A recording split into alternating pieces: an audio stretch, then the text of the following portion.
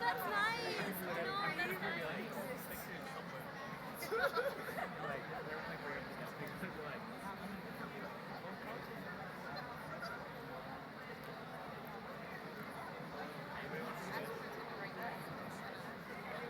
Wait, the funny thing is, last year I was also asked to eat and write like the spotlight. And today, this year, she also asked me to eat and to be. So she was sitting right next to me. She was also, just like she was also. Gonna be like, I'm gonna have like a fucking bubble shit, or I'm gonna be like, I'm out.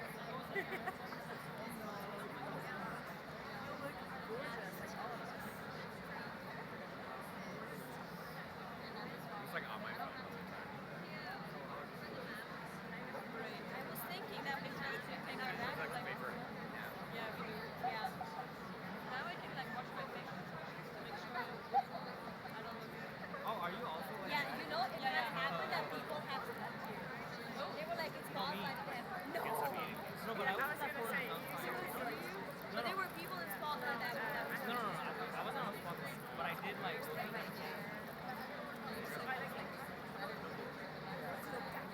That's a lot of flight. Yeah, because actually we didn't have that many. We didn't have actually that much seats to fill everyone in, so they had to like. So they have to take another one.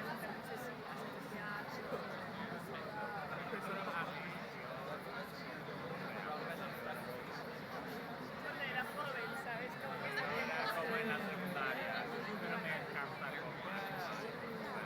Eso me encanta hacer. Pero es como una idea Oh, like this. Smile. Oh, sorry. y como videos de Yours. Look into the selfies. Nice. Thank you. You left me alone.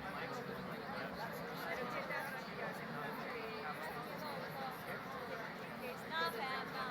no, dos musicales. No me puedo cantar. Pero dame voz. Porque él actuaba o bailaba para algo. Y también me encanta como Shakespeare. Shakespeare is a cartoon. I don't know como otras más como contemporary.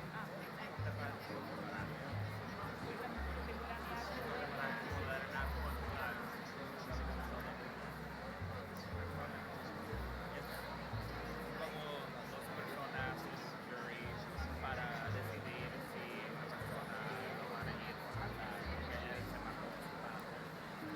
Es como bien.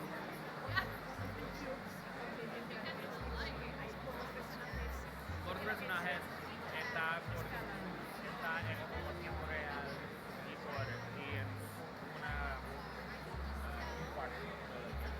Me encanta. Good evening, everyone. And again, welcome to the 2025 National Mall United Nations. We will begin the program in just a minute. Again, sorry for the repeat for some of you. For those just arriving, there are still some chairs in the balcony, and those staircases are to my right and to my left. The energy in the room is palpable. Thank you all for that. And for those of you not quite sure what to expect at NMUN, we're going to start as we invite our keynote speaker in with a memory and reflection from last year. It is a video submission from our video contest. It is from FAU, no, not Florida Atlantic University, from those of you in the US, but from Friedrich Alexander Universität Erlangen-Nuremberg. How did I do that, Germans? Yes. So, see, it's a positive energy crowd. So as we get ready, please just enjoy this video submission of theirs reflecting on the 2024 conference last year. We'll be back with you shortly.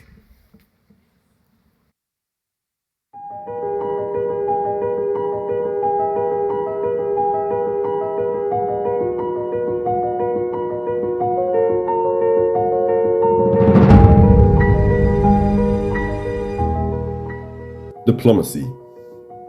In the understanding of Kofi Annan, diplomacy is the key to our common destiny as a human race. It is now required more than ever. Educating young leaders on how to cooperate on solutions for challenges of their generation and those beyond, this is what NMUN is about. But what is NMUN exactly? Well, NMUN is a conference simulating the work of the United Nations in New York. When you represent a UN member state, you have to form alliances and relations, give speeches, and negotiate on resolutions. NMUN brings together delegates of over 100 nations, celebrating their diversity and differences.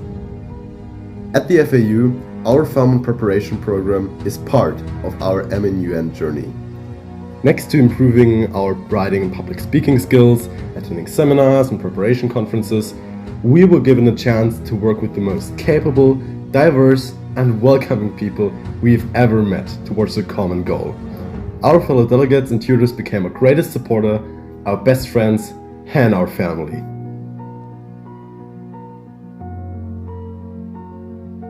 "2,000 delegates from over 100 countries, dozens of global challenges, and all of that in the middle of New York. 5 days of work, 5 days of discussing, but also 5 days of exploring, of fellowship, and opportunities. It's truly a once-in-a-lifetime experience."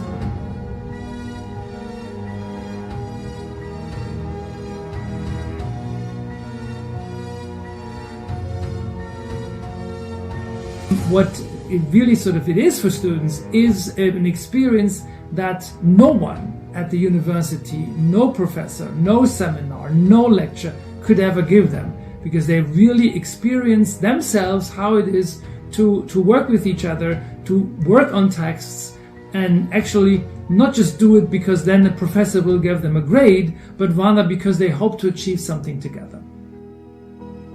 Embracing diplomacy today matters more than ever. NMUN shows that young people deserve a say in how their future looks like.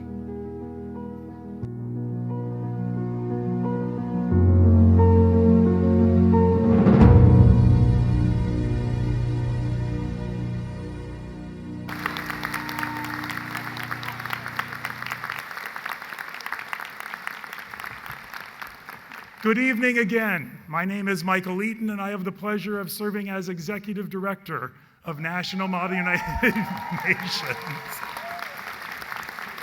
And I have a cheering section. Thank you. Let me be the first, on behalf of the volunteer secretariat seated behind me and our board of directors, to welcome you to the 2025 National Model United Nations. As you look around the room, there are more than 3,000 like-minded people willing to make a difference. And the room, especially compared to when I was a delegate 30 years ago, looks increasingly like the United Nations itself. 63% of the participants this year are from outside the United States, not because there are fewer schools from the US coming, but we imagine as we go through the statistics that it's because so many more international students studying at US schools are also seeing your international relations clubs and your programs as a way to interact with their peers from around the world. I know that some of you coming from outside the United States weren't sure what to expect at the US border coming into the country. Thank you for your bravery and your honest answers to the questions, but also let me reassert on behalf of the organization that all are welcome here.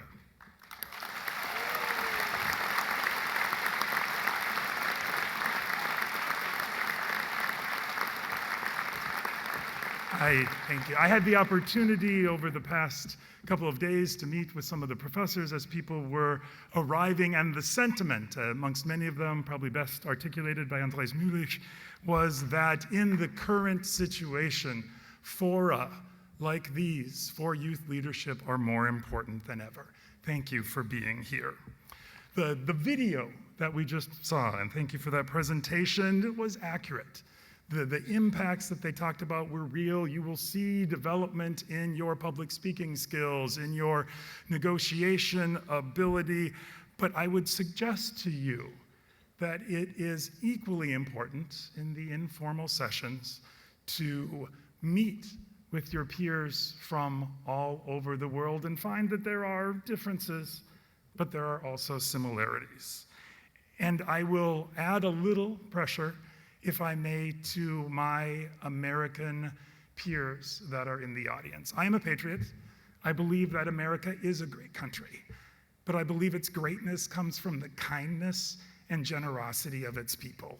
And you as an Americans can be examples of, I mean, this is hard to see busy people going the subway in New York, but you here can be examples of what makes America great and showing that the character of your hearts may be different than any administration's policies that you see on the news. Thank you for being here as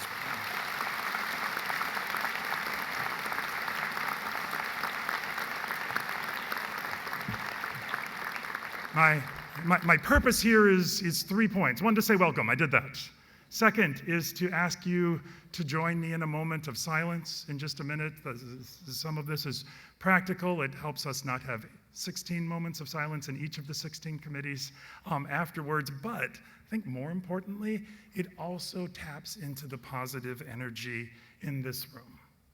So if we use a lens of the United Nations, whether you want to think about peace and security, about democracy, about human rights in areas of the world where you would focus that intention, or an intention all on your own, I'd like to ask that we take a moment and reflect on that and on our gratitude for the hard work of so many people that allowed us to be here and the privilege of coming together as a youth community. If you could pause with me for a moment.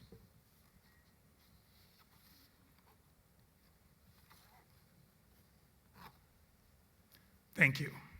My final purpose, and then really we'll let somebody else talk, is to introduce our keynote speaker, who I'm delighted is here. Perhaps a little bit of a backstory. We're here in an academic setting talking about important issues of the day.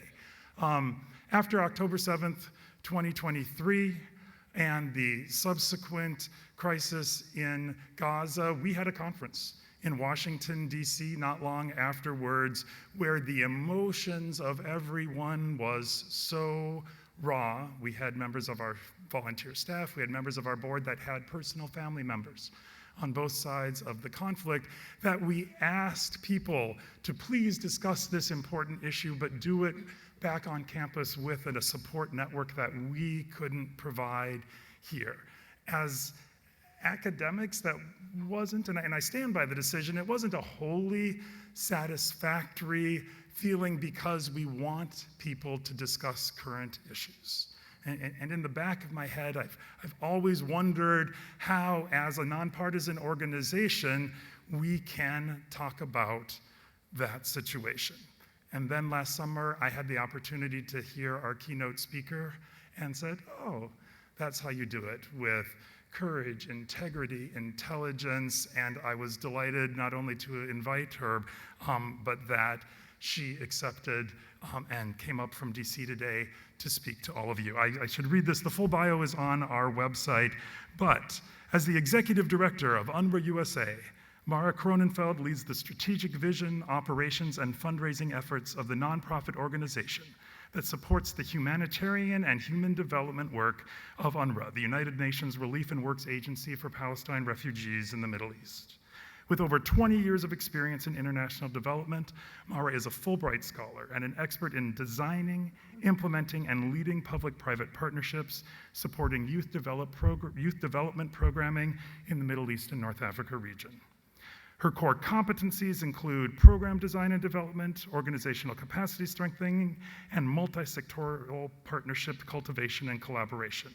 She has a strong focus on youth workforce development, education, employability, and empowerment, and has successfully managed a diverse portfolio of youth programs in collaboration with partners ranging from the World Bank, USAID, Hilton, the King Khalid Foundation, and hundreds of local NGOs and community-based organizations across the MENA region.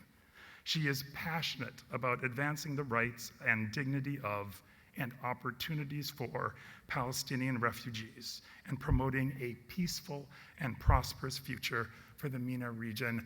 Please join me in welcoming to National Model United Nations our keynote speaker, Mara Grunenfeld.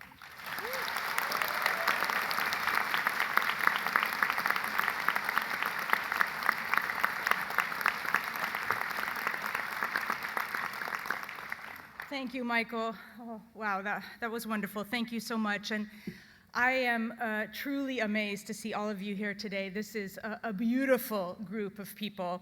And I'm about to talk about a very difficult topic, as Michael alluded to. But I want to tell you that all of you here in this room today, and I've seen a lot of you in the elevators speaking different languages, all of you here at the Model UN gives me and the world hope. So first, I want everybody to give a round of applause for all of you being here today.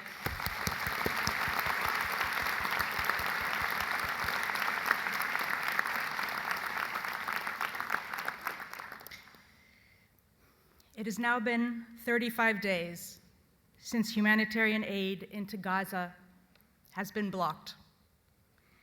This is the longest blockade of emergency goods into Gaza since the start of the brutal assault. Food, clean water, shelter, and medical care have become increasingly scarce, and the price of basic supplies has skyrocketed.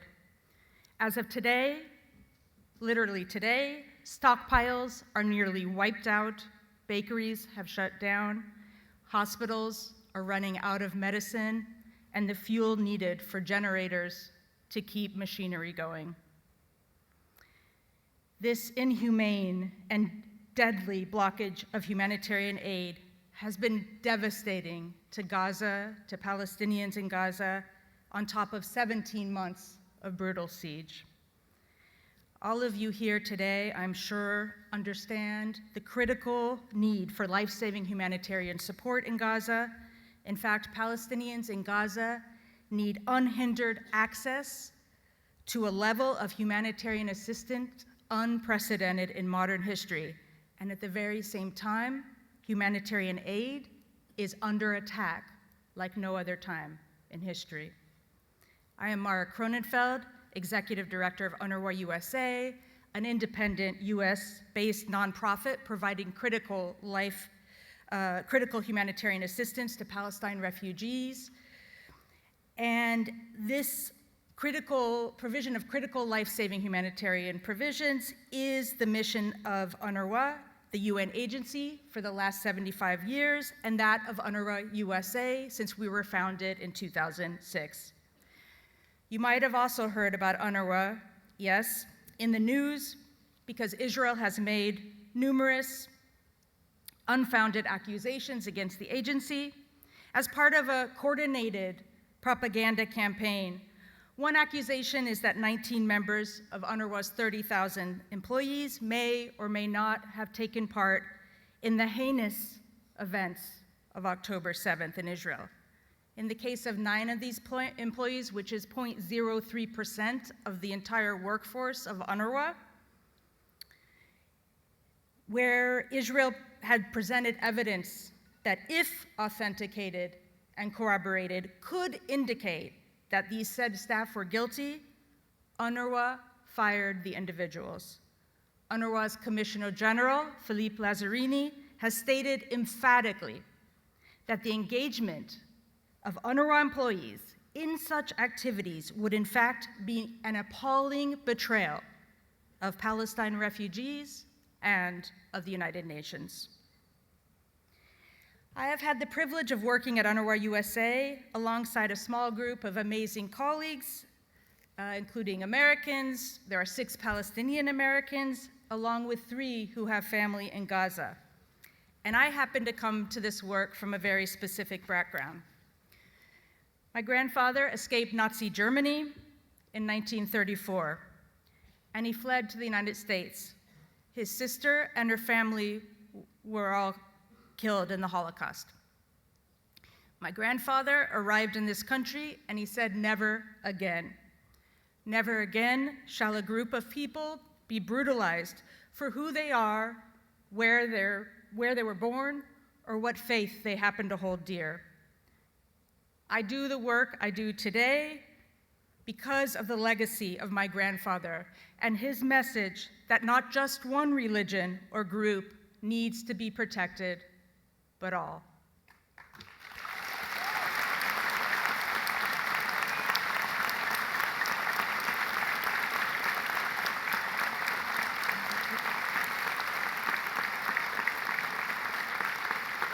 Thank you.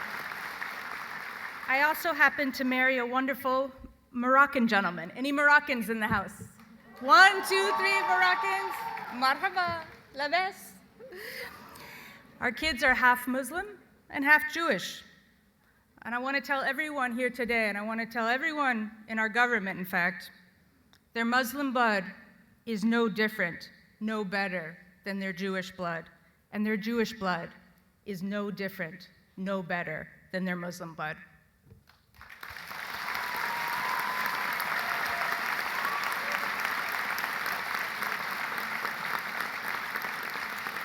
I'll be speaking for the next 15 minutes or so and wanted to share with you a little bit of an outline of what I'm going to say. First, a little bit of context, very condensed history. I promise condensed because I know I'm dealing with a very knowledgeable crowd here. Of the last 75 years or so, which brings us to this moment, I'm going to describe the current catastrophic state of the situation in Gaza. And I want everyone in this room to understand that even in the middle of what even experts in Israel, are calling a genocide, thousands of UNRWA staff are risking their own lives right now to help those under siege in Gaza. And lastly, recognizing that we are having this discussion in the context of a highly politicized moment with factions and different viewpoints, I want all of us in the room to understand that there is a dark politicization of humanitarian aid and of the United Nations that is taking place in the US and around parts of the world right now. And I want everyone to kind of understand at a palpable level the pressure that UNRWA's life-saving humanitarian aid is under. That said, my overall message to you today is simple. The situation in Gaza is catastrophic and it's overwhelming. It might be easy for even the most caring and concerned among us to tune out the news for our own emotional survival, or because we feel there is nothing meaningful we can do. But there is. The point of this talk is to leave you with 3 meaningful actions to take. Everybody in here continue to demand a ceasefire. Whatever country you are from, wherever you live, but particularly if you are in the United States, where our government, our elected officials have a certain leverage, we must continue to demand a ceasefire. Also, for Americans, demand the restoration of US funding for UNRWA. There are bills, companion bills in the Senate and the House of Representatives right now. Call your elected officials and tell them to support the UNRWA Funding Emergency Restoration Acts. Finally, to each of you in this room, we ask that you continue to absorb the news around you with empathy and, most important of all, critical thinking. Make sure you're getting your news from multiple sources. This is more and more important in our media landscape. And make sure to include among these independent news organizations. Now I'll turn to some context about the United Nations Relief and Works Agency for Palestine Refugees, or UNRWA. UN obligations to Palestine began with the partition of Palestine under UN Resolution 181 in 1947, which of course called for the end of the British Mandate and the recommendation of the partition of Palestine into separate Arab and Jewish states. The Jewish Agency accepted, while the radicalized Irgun and Stern groups on the Jewish side and the Arab states rejected. On May 14, 1948, the British officially ended the mandate, and it was on the day after, May 15th, that the Jewish Agency proclaimed the establishment of the State of Israel, resulting in the first Arab-Israeli war and the forced displacement of some 760,000 Palestinian refugees. During the war, the UN resolution 194 then created the United Nations Conciliation Commission for Palestine. In December 1948, tasked with forging a political solution that would immediately realize the right of return of these Palestinian refugees. However, unable to mediate the conflict effectively, the UNCCP was quickly overshadowed by UNRWA as the focus turned to dealing with the refugees and their host countries until a political solution was achieved.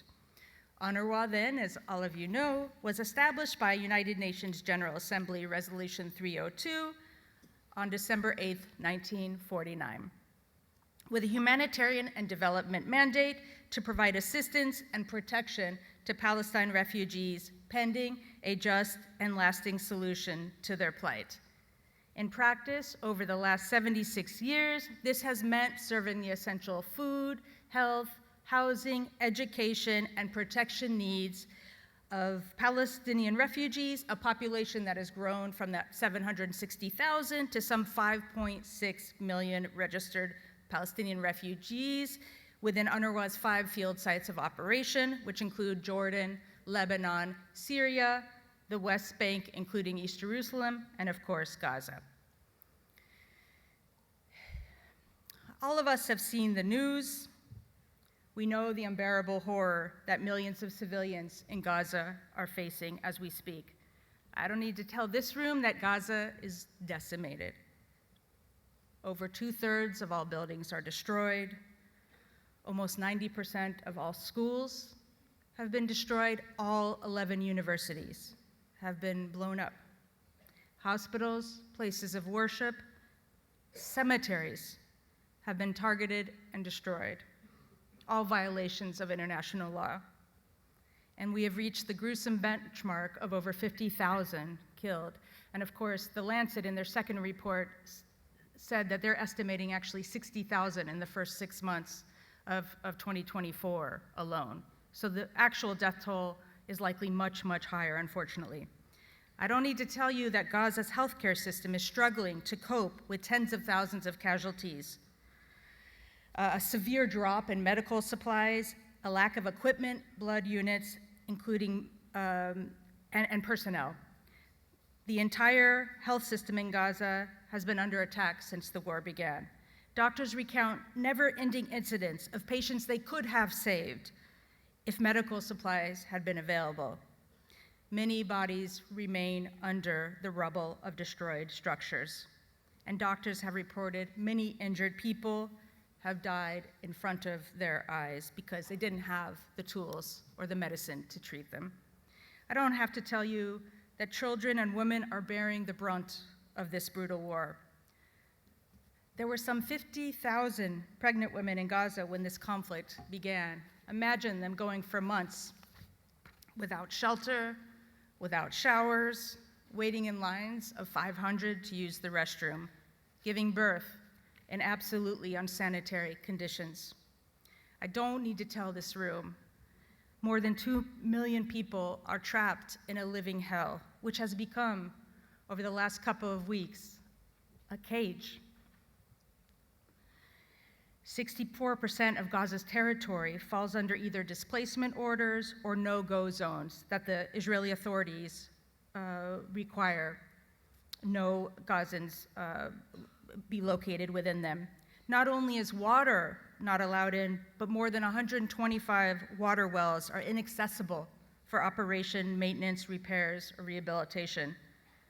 Palestinians in Gaza are being treated like pinballs with constant military orders, playing with their fate and their lives. And I don't need to tell you that acute food insecurity is claiming the lives of multitudes of children. Over 15,000 children have been killed. At least 17,000 children are now orphaned. And Gaza tragically holds the largest cohort of child amputees in history. That is why good citizens around the world, like all of you, must continue to advocate for a ceasefire. We must also continue to support and advocate for the helpers, the humanitarian workers risking their life and limb every day to keep their fellow citizens alive and safe. However, even without a ceasefire, even when the borders are closed, there is aid that is being rendered, and this aid must be supported. While many around the world see the horror of what is happening, what many do not see in the headlines is the help being given by UNRWA and other UN agencies and numerous smaller aid groups. You can only imagine, given the catastrophic conditions, how hard it has been to deliver aid under the most brutal and total of sieges. But here is what UNRWA, and this amounts to some 10,000 staff, what UNRWA has done just in Gaza.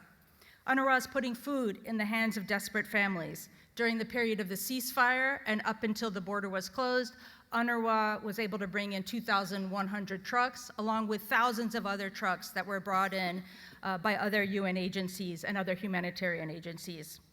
UNRWA was able to feed 2 million people during that time. That's almost the whole population. UNRWA is treating the wounded. UNRWA has treated 7 million Palestinians since the siege began, and remains and continues to treat some 12,000 up to this day, 12,000 a day. UNRWA has supported the delivery of polio vaccines to 600,000 youth, preventing the reemergence of polio. UNRWA has provided trauma relief to 725,000 people, almost half of whom are children. And UNRWA is working tirelessly to prevent a lost generation of children who are forced to miss out on their educations. Even with all the good that UNRWA is doing, and maybe even because of it, UNRWA is facing virulent and extremely dangerous attacks, both physically and in rhetoric and politically. Over 285 UNRWA staff members have been killed in this war on Gaza, the highest death toll in UN's history. Gaza-based staff have been detained by Israeli security forces, and they've reported maltreatment and even torture. The Israeli Knesset passed 2 laws to outlaw UNRWA. This has not stopped UNRWA from doing its work. Despite what you may have heard, UNRWA is still on the ground in Gaza, the West Bank, including East Jerusalem. And an executive order by this current US administration has blocked future US funding to UNRWA. So what are the reasons for these attacks? In reality, UNRWA represents an uncomfortable truth that its detractors don't want to accept. UNRWA is targeted because of its role in keeping Palestinians alive, because of its role in safeguarding the rights of Palestine refugees, and because it embodies the international community's commitment to a just and lasting political solution. As the executive director of UNRWA USA, I know how diligently UNRWA takes the responsibility of its neutrality and of its humanitarian mission. The independent Colonna report, which was led by former French Foreign Minister Catherine Colonna, commissioned earlier in 2024, found that UNRWA's neutrality practices are some of the most robust of any United Nations agency. And this summer, 118 UN member countries, including the US, came together to express their shared commitment to UNRWA, declaring UNRWA the backbone of all humanitarian response in Gaza, and expressing appreciation of UNRWA's dedication to humanitarian principles, including the principle of neutrality. In closing, we live in a time when humanitarian aid itself is under attack. This is where UNRWA and UNRWA USA need your support. You can tell your friends and loved ones the real work of our missions and the support we need in the face of dark and cynical attacks on the work of humanitarian actors. We can transform this dark and ugly politicization of crucial life-saving work, and you all can help us. And those Americans in the room, remember to write your elected representatives, call for a ceasefire, and call for the restoration of funding for UNRWA. Finally, some brief personal reflections. The war on Gaza is overwhelming. The videos that come across our phones and our computer screens and our televisions are unbearable. Like the people we saw flying in the air, reminiscent of 9/11, during the most recent bombings in Gaza. Like the cries we heard under the flames when UNRWA's Jabalia Health Center was bombed just a couple days ago. Like the 15 Red Crescent workers and other humanitarians who were killed just a couple of days ago in the line of duty of trying to save lives. Of course, the trauma we're feeling is nothing like those are feeling on the ground. However, I tell myself and all my beloved American friends and all friends from around the world, from every ethnic and religious and political background, we have to stop and let ourselves see these videos from time to time. We can't live if we see them every day, but we have to stop and see these videos and feel them. We have to let ourselves be human and be affected. When you're human, you feel pain. And when you feel pain, you act. You take action. Thank God for those brave souls who took action and protected Jews during the Holocaust. Thank God for those who took in my grandfather's niece to try to protect her before she was sent to die in the gas chambers. Thank God to the US that took in my grandfather. Thank you to all of you who choose to speak out for Palestinian humanity like the humanity of any other people on earth. History will not forget you. Thank you.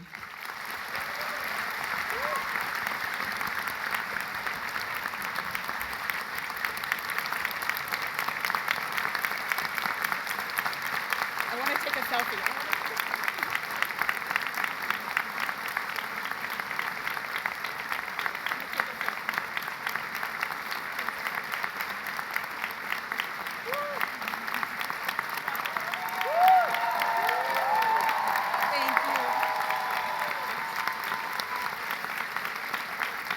Thank you so much. Thank you all so much. And last thing is, thank all of you, the future leaders in this world, for giving me and all of us hope. It is truly energizing and invigorating to be here with you all today. I can't thank you enough for what you've done for my mood. Thank you.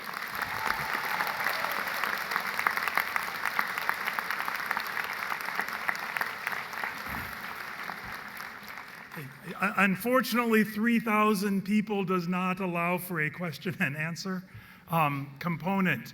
We have in the schedule each year delegate seminars tomorrow at 9:30 in the Trianon Ballroom. Sometimes for those that haven't been able to arrange for mission briefings with your assigned country, Mara Kronenfeld's agreed to come and be the speaker there and take questions. So for those that would like to interact with her more, she'll be available tomorrow morning. That's in the Trianon Ballroom on the 3rd floor, the opposite part of the hallway. Unfortunately, she has other appointments she's seeing yet this evening, so I would ask that you simultaneously give an additional round of applause, not only for her words, her inspiration, and her work, but also at the same time welcoming to the podium our Deputy Secretary General, Eileen Austin, as we continue the opening ceremony.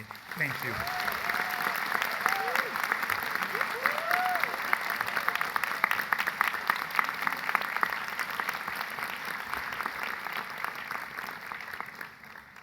Thank you, Michael. Hello, my name is Eileen Austin, and I have had the honor to serve as the Deputy Secretary General for NMUN New York 2025. I started my NMUN career as a delegate all the way back in 2012. That conference was held across the street at the Sheraton, and I represented Ecuador in the Organization of American States. Aside from the location, so much has changed about the conference and the world back then. There was no hub. We wrote the speakers list on a piece of paper taped to the wall. Back then, the SDGs didn't even exist. I heard that gasp. What I remember most from that conference was how nervous I was during that first session. I applied for my university's delegation because I saw a flyer hanging up in the social science building, and I remembered that there was a Mary-Kate and Ashley movie called Winning London, in which the twins went to London to participate at a Model UN conference. I am a child of the 90s, so it shouldn't be a surprise to any of you to hear me say that I wanted to be just like Mary Kate and Ashley. So I applied just to see what would happen. I did not expect anything to come of it. I had no idea what that one decision would lead to, and that I would still be involved with this organization nearly 15 years later. So there I was, nervous and intimidated in a tiny conference room in the basement of the Sheraton, seemingly abandoned by my co-delegate who was selected to be a chair. I was all alone, and I had no idea how I was supposed to move forward. I had met people from all over the world, and they were representing countries that I had never even heard of. I was convinced that I was not as good as them and that I was not capable of contributing in any meaningful way. But then I remembered how much work I put into preparing and how much money I spent to get here, and I decided that I could not let my fear and anxiety win. I decided that I could overcome it and just go for it. I dove in head first, and I found my working group. We drafted the longest working paper ever. Every year when I am at this conference reviewing working papers late into the night, I am reminded of that working paper, and I know that it is payback for what we put our dais through back then. Ultimately, I am thankful to my past self for stepping outside of her comfort zone and giving herself the chance to learn and grow. I use so many of those skills that I learned at this conference in my professional life. I am never nervous to speak in front of a conference room full of people at my job. You would be surprised how easy it is to present financial results to the CFO after you have stared at 400 delegates from the stage of GA1. Being in corporate America is all about mingling and networking. My coworkers are horrified anytime I walk up to a random group and just start talking. But do they not know how many working groups I inserted myself into to drum up support for my paper?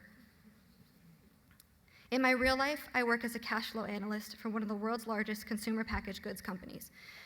My day is filled with analyzing numbers, so I thought I would talk a little bit about the conference through my finance lens. It is impossible to quantify the amount of time that each person on this stage has spent this year writing and editing the background guides.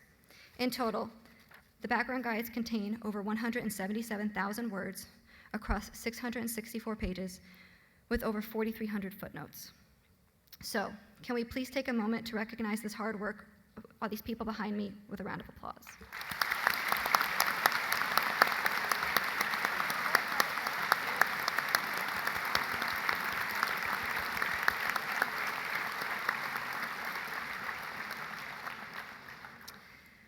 I now want to recognize the members of our senior staff team. I will recognize everyone individually, but please hold your applause until the end.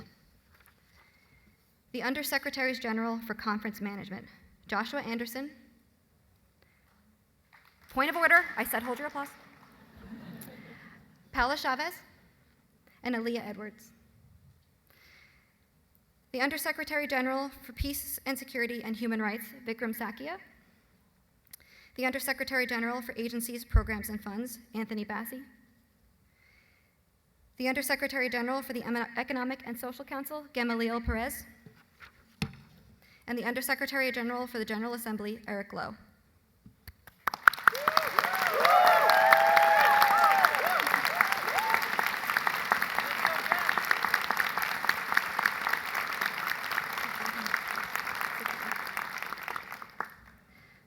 I will close by saying, if you take any advice from me, don't let anything stop you. You worked so hard to be here. Enjoy every minute and involve yourself in as much as possible. Who knows?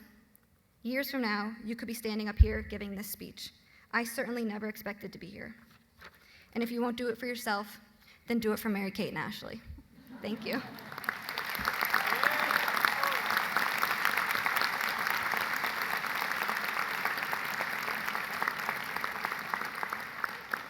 Thank you, and I would now like to present my good friend and our Secretary General, Micah Weitzel.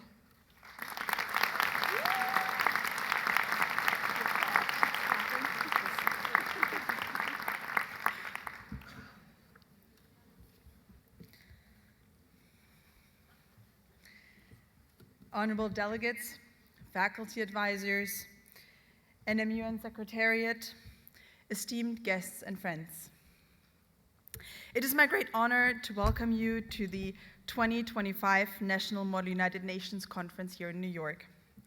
My name is Micah Weitzel, and I'm thrilled and humbled to serve as your Secretary General for this week. Like all of my predecessors, I cannot help but reflect on my own journey. 11 years ago, when I was a delegate attending NMUN for the first time over at the Sheraton, just like Eileen. Joining my university's Model United Nations team was one of the most impactful decisions I've ever made. It has shaped my life in profound ways, introducing me to some of my best friends. It has offered me the incredible opportunity to participate in this very conference throughout all these years.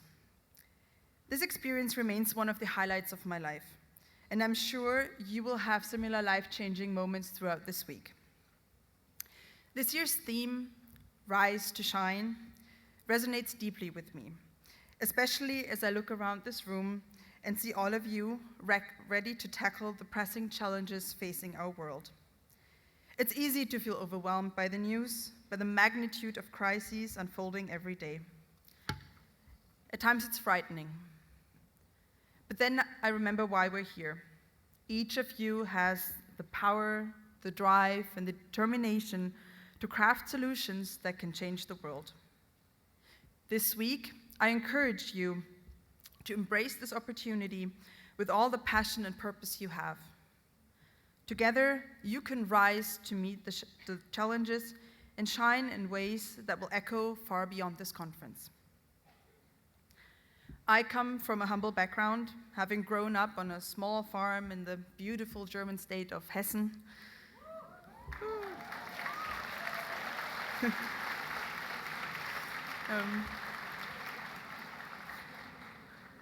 Most of you will never know where that is. I know well what it means to rise early and be expected to shine. It's a lesson in perseverance, in hard work, and in finding joy in the process, no matter how difficult the task at hand. As I prepared for this speech, I thought about the best advice I could offer you. I could speak about drafting working papers, giving speeches, about how to negotiate with your working group, but I'm sure that you have had plenty of practice and you're well prepared to do that. So instead, I decided to share some wisdom with you that has been passed to me down by my family.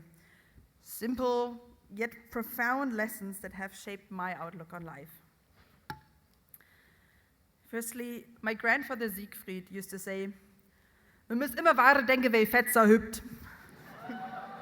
Which, in English, for those of you who do not speak my native dialect, that roughly translates into, you have to think further than a fat pig can jump. And it's a lesson in foresight and preparation. It means think ahead. The question isn't whether you will write a working paper or not. It's about how you will approach it. Take the time to plan, to strategize, and consider all possibilities. My grandmother Resi likes to say, "Wenn's Huhn nicht gackert, gibt's auch kein Echer." And this translates into, if the chicken doesn't cackle, it won't lay eggs. Negotiations begin with conversations. Take the time to get to know your fellow delegates and make sure everyone is included in the conversation. Building relationships and fostering cooperation is the key to crafting effective solutions. And then my great-grandmother Anna used to say, and that's a saying that still guides me today, "Wenn man das Strickstück fallen lässt, müssen wir aufhören." And that translates into English as, if you drop your knitting needles, you just gotta stop. In other words, sometimes it's good to just take a break. When you're losing focus and you can't keep going and you know you won't be good at what you're doing if you just keep pressing on, it's fine to step away. Take a break and recharge. I personally recommend leaving the hotel at least once a day. Breathe in some fresh air and clear your mind.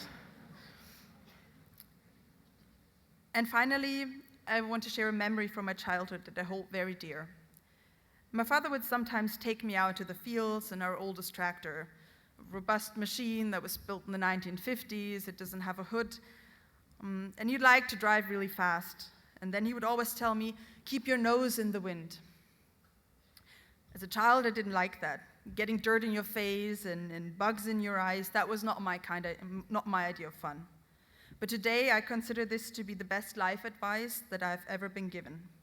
Yes, the wind will bring some discomfort, there will be dirt, there will be bugs, but also you get the wonderful feeling of the wind in your hair and the sun kissing your nose, and that's just pure joy. And life, much like this conference, will present you with challenges. It will throw the dirt and the bugs in your face. But don't let that deter you. If you persevere, you'll experience the joy that comes from pushing forward and embracing the adventure. Throughout this week, there will be moments of difficulty, but I encourage you to keep your nose in the wind. Remember the rewards of this experience, the connections you'll make, the solutions you'll help create, and the joy of participating in this global conversation. And that's worth every bit of effort. So together, let us rise to shine. And now, I'm pleased to pass the floor to a different Secretary General, the real one, who would like to express his appreciation for your participation this week in a little video that we have prepared. Dear friends, thank you for taking part in this model United Nations and for believing in the power of global cooperation. You are leaders in your schools and communities, and this is a time like no other for all people to raise their voices and engage in our global community. We are living in turbulent times. Our planet is burning, conflicts are raging, and inequalities are deepening. Human rights are under fire. Mistrust and misinformation are polarizing people and communities, but none of this is inevitable. Time and again, humanity has shown that when we unite to tackle our greatest challenges, change is possible. The United Nations itself is a good example. Since 1945, it has been the place for countries to unite behind global solutions to global problems. We need that same spirit of global solidarity today. And we need your ideas, energy, determination, and voice. The member states of the United Nations recently adopted the Pact for the Future, the Global Digital Compact, and the Declaration on Future Generations. These initiatives are designed to strengthen multilateralism and to actively engage young people in deeper and more meaningful ways. I firmly believe that your voices must count in the way decisions are made, strategies are established, policies are defined, and actions are implemented. And I have no doubt that your Model United Nations experience will help develop those skills even more. Let's keep working to build peace, heal divisions, and extend a hand to those in need, especially the most vulnerable. The United Nations is your ally in this important journey. We will never give up fighting for a future of peace, dignity, and prosperity for everyone, everywhere. And I'm counting on you to be a force of positive change to help get us there, and I wish you every success. Thank you.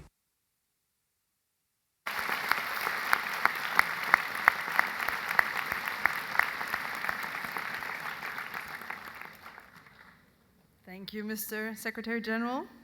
And with that, I am pleased to declare the 2025 National Model United Nations New York Conference open.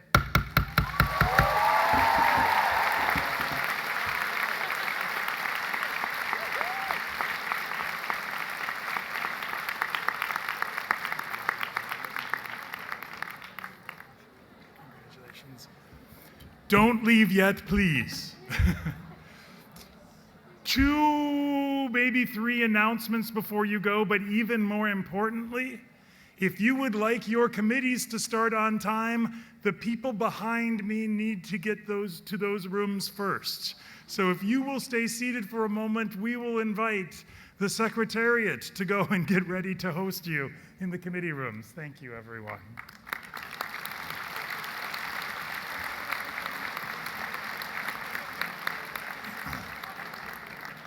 The fire marshals, many of them were here for lunch today at 2 o'clock, have requested that we dismiss in sections so you are not in all the hallways at once. Before we begin doing that, a couple of reminders. There are 2 delegate seminars tomorrow for those of you that may be interested. I mentioned the first one with Mara Cronenfeld at 9:30.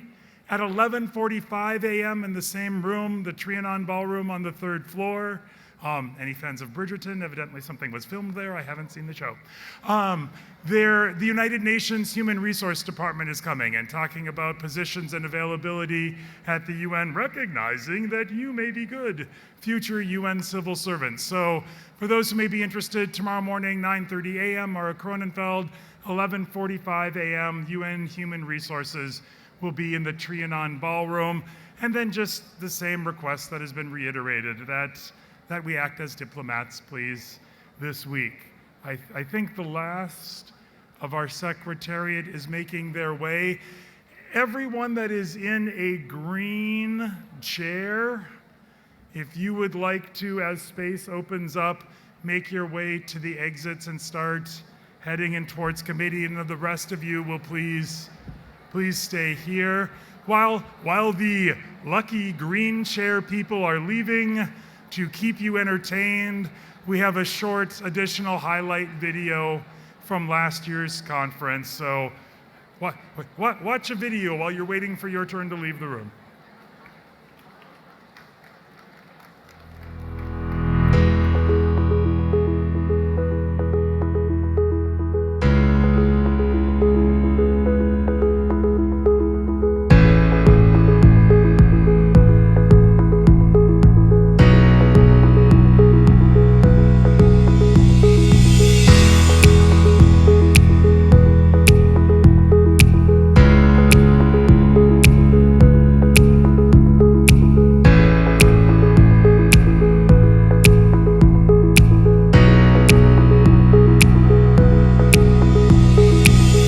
We wholeheartedly believe that each of us is capable of becoming better versions of ourselves, and that the primary way in which we do so is through genuine, challenging conversations with others.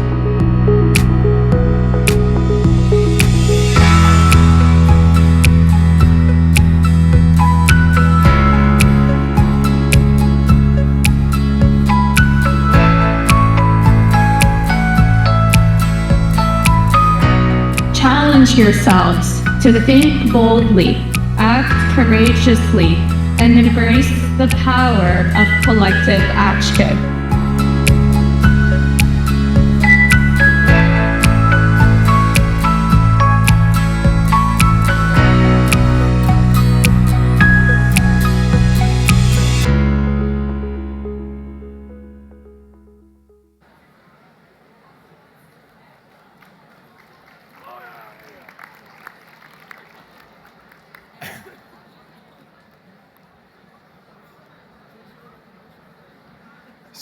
So those of you in the gray chairs, if you can hold tight for a few more minutes, the exits are still really full. But as you see things opening up, we wish you well with the conference and making your own memories and your own photos, and have a great week. Thank you all.